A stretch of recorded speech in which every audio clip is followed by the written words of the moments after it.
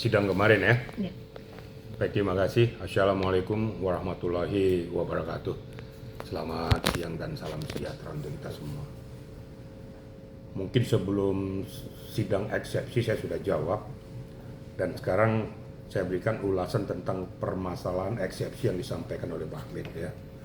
Ada beberapa hal yang disampaikan sama dia, ya, termasuk yang merasa dikriminalisasi, ataupun yang kedua bahwa dakwaan JPU itu tidak kena kepada substansinya menurut daripada kuasa hukumnya. Kemudian juga menyinggung masalah BPOM ya. Satu-satu kita ulas ya. Yang pertama, masalah dakwaan daripada JPU sudah jelas bahwa itu 369 ayat 1 ya, Junto 55 dan juga untuk TPPU. Nah, kita harus tahu kenapa masuk di situ TPPU itu. Kalau TPPU masuk berarti ada pidana asalnya atau pidana pokoknya. TPPU tidak akan mungkin berbunyi kalau tidak ada pidana asalnya, pidana pokoknya. Nah, ini sekarang kan berkaitan dengan apa yang sudah disampaikan oleh Reza Gledis kepada Nikita. Nah, kemudian dakwaan itu dilakukan oleh JPU. Ada yang bertanya, kenapa 368 sekarang jadi berubah 369? Jadi sehingga hilang pemerasannya. Enggak hilang. Harus bisa dipahami oleh media maupun publik yang tidak mengerti masalah hukum. Kalau namanya pencemaran nama baik itu termaktub di dalam 310, 311. Kalau 369 itu juga termasuk dalam kaitannya pemerasan. Karena dikatakan di situ ya, untuk mengambil keuntungan baik seluruhnya atau sebagian untuk dimiliki hasil daripada kalau tidak terjadi kesepakatan kedua belah pihak. Makanya saya katakan kalau kau tidak speak up ya, kalau kau tidak kasih saya speak up. Itu pemerasan halus juga. Nah, sekarang jadi pointernya, coba tolong si Bakbit ini ya mengcounter ini nanti kan akan diberikan jawaban. Nanti kan JPU mempelajari ini kan gitu. Nanti akan disampaikan lagi tanggapan daripada JPU ataupun ditambah dengan keterangan daripada kuasa hukumnya Reza Gledis. Nah, jadi apa yang sudah disampaikan kemarin itu ya sudah bergulir ya. Itulah suara hati atau keinginan daripada seorang Nikita yang jadi terdakwa. Kemudian yang kedua, yang masalah dikatakan kriminalisasi itu ya silakan aja nanti dibuktikan. Saya tidak mau berdiri dimanapun, saya berdiri di tengah. Kalau betul-betul bisa dibuktikan bahwa itu kriminalisasi, buktikan dengan data fakta hukum dan bukti-bukti yang lain bahwa itu merasa dikriminalisasi atau tidak. Kemudian JPU mengeluarkan dakwaannya sesuai dengan hati nuranimu atau tidak. Kalau tidak sesuai, berikan tanggapannya. Nah, eksepsi kemarin sudah disampaikan berapa halaman saya juga nggak tahu ya. Kemudian yang ketiga tentang masalah BPOM. Mungkin sebelum bergulir ya mungkin didengarkan juga ya dari pihak Nikita dan Mbak Hamid. Supaya nanti bisa ada kesamaan keadilan hukum. Makanya berkali-kali saya katakan kalau sudah berkaitan dengan masalah skincare akibat dari beritanya uang ini, nah itu harus dibuktikan. Makanya BPOM itu berkali-kali saya selalu katakan sampai capek saya ngomong tuh ya.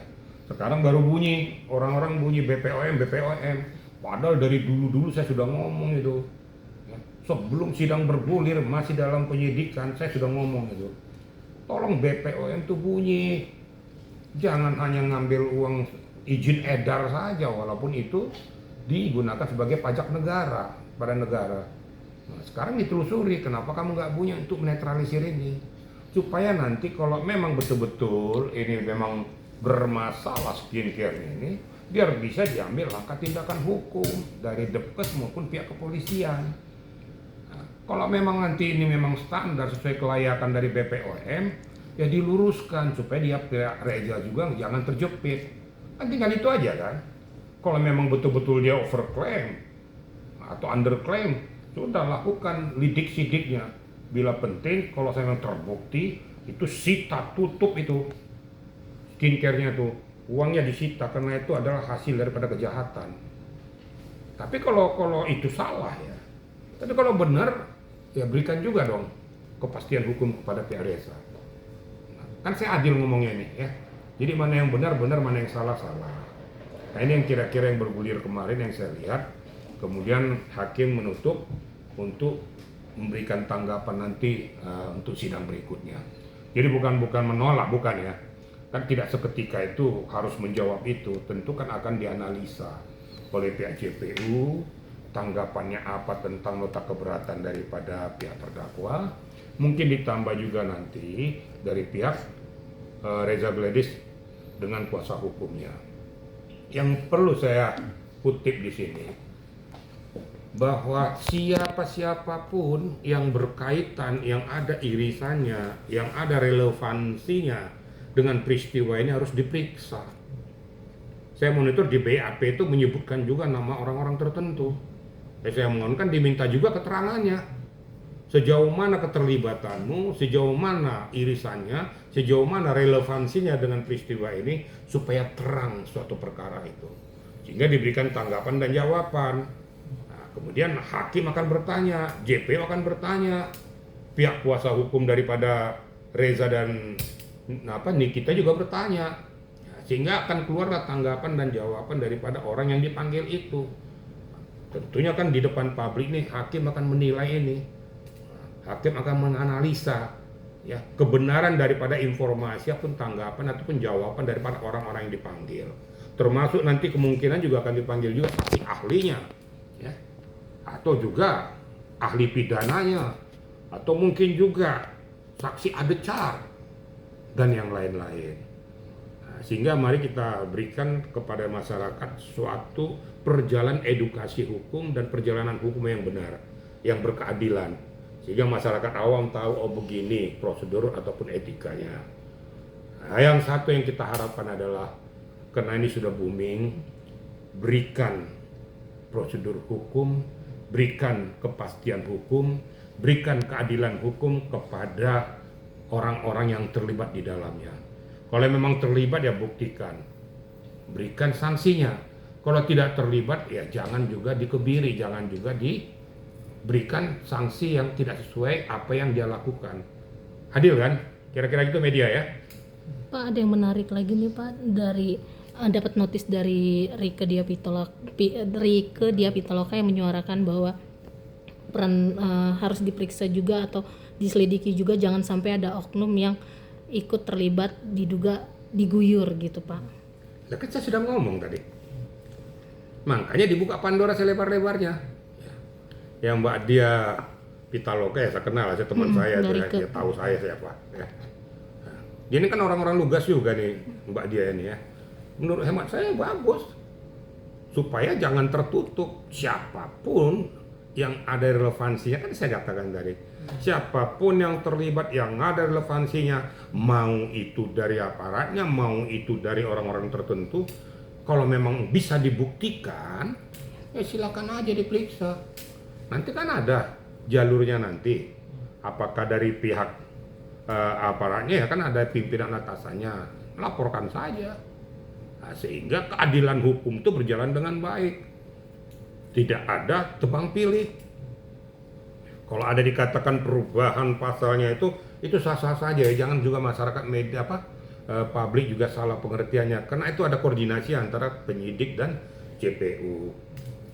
Yang penting itu ranahnya tidak akan lari, tetap aja pemerasan juga itu 368 369 itu tidak lari. Jadi contoh, nggak mungkin dari pasal 372 ya, dan 378 penipuan penggelapan itu tiba-tiba dibuka di sini irisannya dengan pasal 338 339, kan nggak nyambung penipuan penggelapan dengan pembunuhan, kan nggak nyambung nih.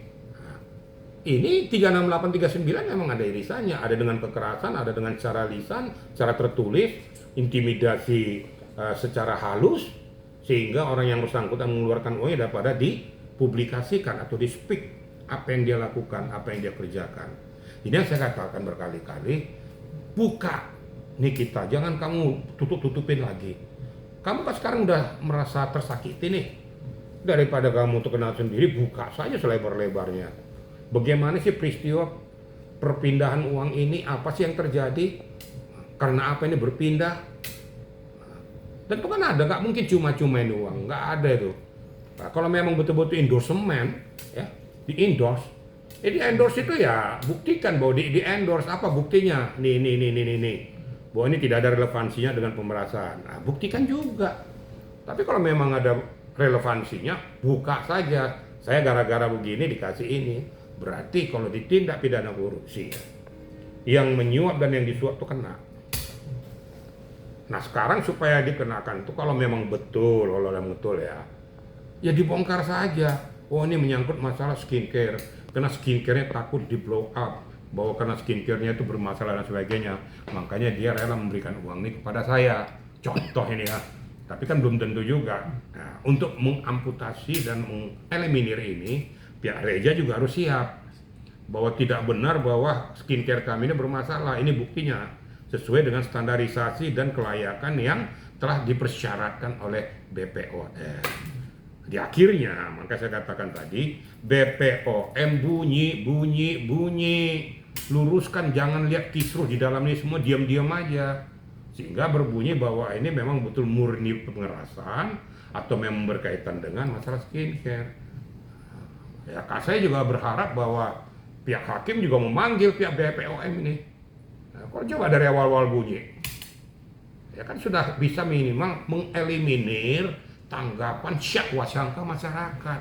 Oh begini proses hukumnya, karena BPOM mempunyai kewenangan untuk memverifikasi, untuk mengamputasi, untuk menutup. Dia punya kewenangan itu. Nah, kira-kira gitu rekan media ya. Terakhir dari saya, menurut Abang sebagai praktisi hukum, Niki minta perkara pidananya dihentikan atau ditangguhkan sampai perkara perdatawan prestasinya itu selesai berkekuatan hukum. Menurut Abang sendiri sebagai praktisi hukum, gimana melihatnya selama ini proses hukumnya? Bisa lah, ini kan sudah bergulir di pengadilan. Kalau sudah bergulir di pengadilan, saya nggak bisa dihentikan. Itu kan sudah berjalan. Tapi namanya permintaan daripada terdakwa ya manusiawi kan. Nah, kalau namanya wan prestasi, kita lihat saja wan prestasinya modelnya apa. Apakah ini wan prestasi? Kalau wan prestasi adalah suatu kesepakatan tentang suatu pekerjaan dengan catatan, ya, wan prestasi tidak akan berlaku apabila berbau pidana.